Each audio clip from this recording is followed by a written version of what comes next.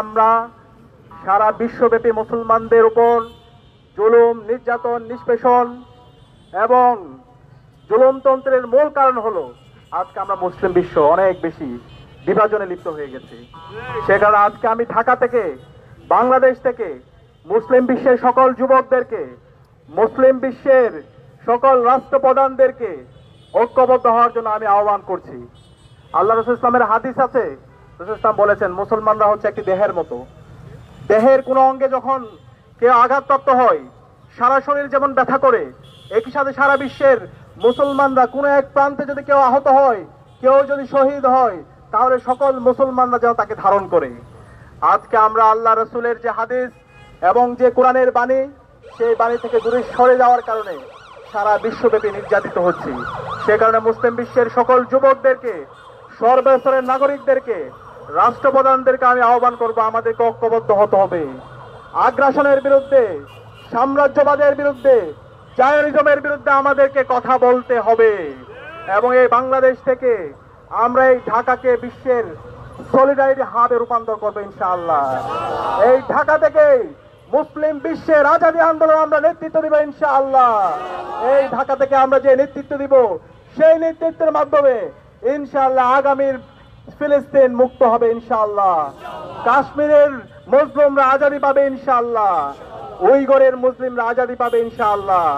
রাখায়নের মুসলিমরা মুক্তি পাবে ইনশাআল্লাহ। ইরানের মুসলিমরা মুক্তি পাবে ইনশাআল্লাহ।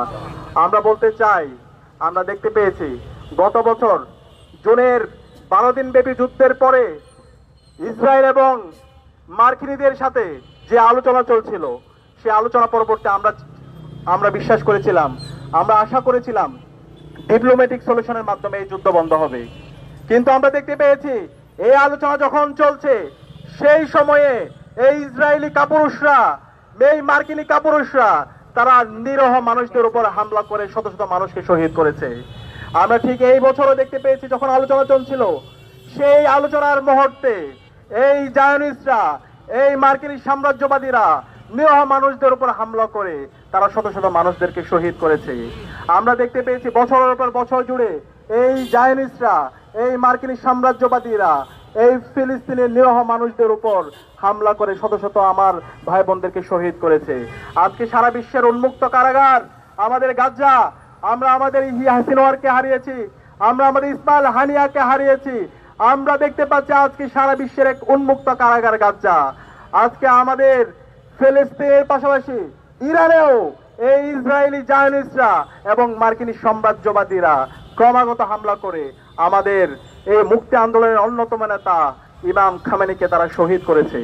তারা ভেবেছিল ইমাম খামেনিকে শহীদ করে, ইয়াহিয়া সিনওয়ারকে শহীদ করে, ইসমাইল হানিয়াকে শহীদ করে তাদের আদর্শকে তারা থামিয়ে দিতে পারবে। কিন্তু আজকে সারা বিশ্বব্যাপী, সারা বিশ্বের মুসলিমরা, মুসলিম বিশ্বের যুবকরা তারা ইমাম খামেনি হতে চায়, তারা ইয়াহিয়া সিনওয়ার হতে চায়, তারা ইসমাইল হানিয়া হতে চায়। এবং আমরা বিশ্বাস করি মুসলিম বিশ্বের যুবকদেরকে সাথে নিয়ে আমরা এই আগ্রাসন ভেঙে দিব।